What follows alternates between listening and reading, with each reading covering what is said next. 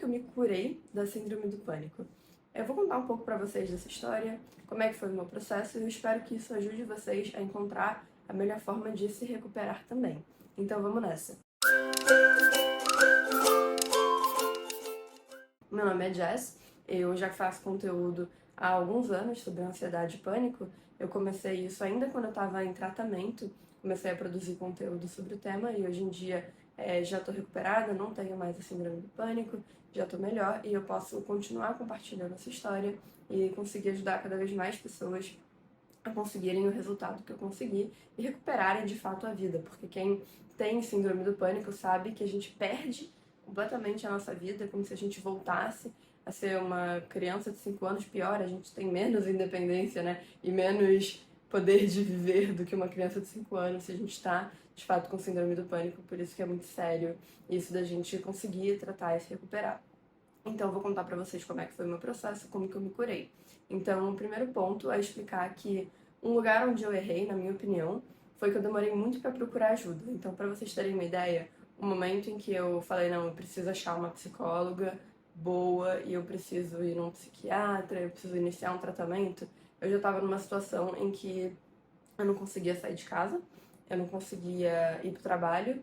Se eu ia pro trabalho, eu, em 5 minutos, tinha um ataque de pânico, ia pro banheiro, começava a chorar, não conseguia sair do banheiro, achava que ia morrer, queria voltar pra casa.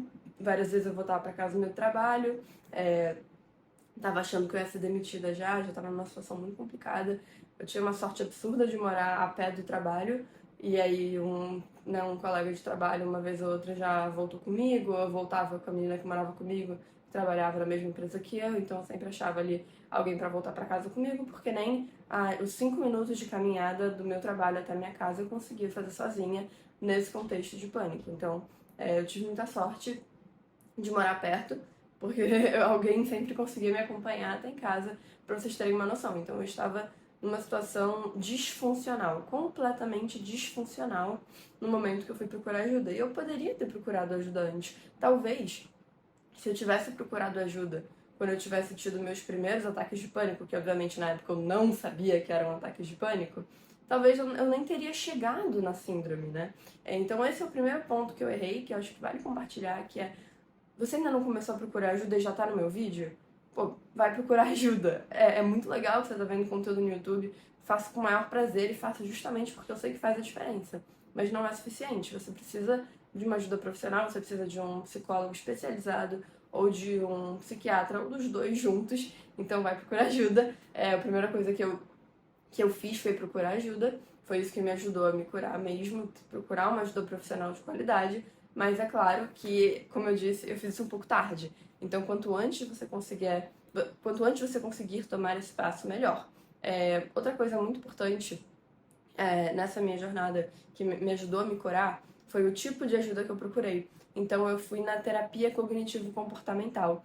A terapia cognitivo-comportamental, ela é uma linha de estudos da terapia. Então, pessoas que se formam em psicologia, eles estudam vários métodos e práticas de tratamento e metodologias, e toda uma linha de pesquisa científica de terapia, de psicologia, justamente a terapia cognitivo-comportamental, e ela é uma que se provou com resultados cientificamente muito bons. Então, já foram rodados muitos estudos que conseguiram mostrar que a terapia cognitivo-comportamental, ela é eficaz de fato, né? Então, ela consegue ali, de fato, pegar um grupo de pessoas que tinham o mesmo transtorno, tratar com terapia e ver, pô, tantos por cento das pessoas se recuperam. Eles conseguiram criar um índice de sucesso, né, de medir a metodologia. Isso é muito importante, porque isso não é uma coisa muito fácil de fazer na psicologia, e o método da terapia cognitivo-comportamental, ele é mais pro lado científico, e ele acaba funcionando muito bem para tratar certos transtornos, como o da síndrome do pânico. Dito isso, essa foi o primeiro conselho que eu dou em termos de já tá indo procurar ajuda, procura terapia cognitivo-comportamental, porque pra síndrome do pânico ela é muito eficiente, tá? É muito eficaz. Aí a outra coisa que eu fiz logo em seguida foi começar a estudar sobre síndrome do pânico. Então, é muito ruim quando você é refém de outras pessoas em termos de conhecimento. E é óbvio que quando eu fui estudar a síndrome do pânico, não era com a intenção de deixar de ser refém da psicóloga e do psiquiatra no sentido de não confiar neles ou achar que eu sei mais que eles. Pelo contrário, eu sempre soube que qualquer estudo que eu fosse fazer ali de síndrome do pânico era só o mínimo do mínimo do mínimo para eu conseguir entender melhor o que eles estavam me passando, ser mais consciente sobre o que eu tinha, tá? Então, isso é chamado de psicoeducação. Você estudar sobre o que você tem. E é uma coisa que a terapia cognitivo-comportamental estimula. Então, a minha própria psicóloga me indicou livros para ler sobre o tema, para entender sobre síndrome do pânico, entender o que é, entender o que eu estava tendo. E isso não é uma coisa necessariamente que acontece para todos os transtornos que as pessoas passam para você, olha, estuda sobre o que você tem. Mas na síndrome do pânico vale muito a pena você fazer essa psicoeducação, entender o que você tem, entender como seu corpo e sua mente estão funcionando para causar tudo isso em você, os ataques de pânico, né? As crises, tudo isso você consegue começar a entender melhor através desses estudos, tá? Então esse foi outro ponto muito importante para minha recuperação. E aí, um último ponto que vale a pena comentar aqui no vídeo, para vocês ficarem atentos, né, e que isso ajude a nossa recuperação também, esteja aberto e confie no processo mesmo, porque o tratamento, muitas vezes, ele envolve coisas difíceis, por exemplo, a decisão de tomar um remédio. Não é fácil decidir, vou tomar remédio para ansiedade, vou tomar um antidepressivo. É uma coisa que é um tabu enorme na nossa sociedade. As pessoas acham que quem toma remédio para cabeça é louco. E tem toda uma série de falas negativas que você escuta a vida inteira sobre tomar remédio para ansiedade. Mas a verdade é que, dependendo do nível dessa síndrome do pânico, se você não tomar remédio, você vai continuar afundando cada vez mais, ficar disfuncional, que nem eu fiquei, né? Que eu comentei pra vocês, que eu não conseguia sair de casa, não conseguia fazer nada. Você vai ficar disfuncional e pode começar a perder coisas na sua vida, né? Eu tive muita sorte de não ser demitida do trabalho, porque o meu chefe, eu fui descobrir que ele também já tinha tido síndrome do pânico, ele sabia o que eu tava passando, e por ele entender o que eu tava passando e eu ter contado pra ele o que tava acontecendo, ele entendeu, ele teve a empatia de entender e não me demitiu. Mas eu contei pra ele, né? Então tive coragem de contar e essa coragem valeu a pena porque ele entendeu. Tive muita sorte na época de também não terminar nenhum relacionamento, né? De continuar amiga das pessoas que eu era amiga, namorando quem eu tava namorando, bem relacionado com a minha mãe e com meu pai. E se eu não tivesse iniciado o tratamento do remédio, eu tivesse continuado nesse ciclo disfuncional e piorando cada vez mais, pode ser que eu chegasse no ponto de perder tudo isso. Então, ter confiado, não, beleza, eu vou tomar remédio porque eu tô num jeito que não tá legal e eu quero começar a melhorar, mesmo que isso signifique que eu preciso desse apoio químico, eu vou aceitar, porque o mais importante é eu me recuperar. E é muito importante que você não entre nessa pensando, mas eu quero tirar o remédio logo. Você tem que entrar e confiar. Eu vou fazer o que for necessário para eu me recuperar, eu vou confiar nos médicos, eu tô estudando, eu tô entendendo o que eu tenho, mas você precisa desse apoio, tá? Eu faço vários vídeos aqui explicando mais sobre remédio.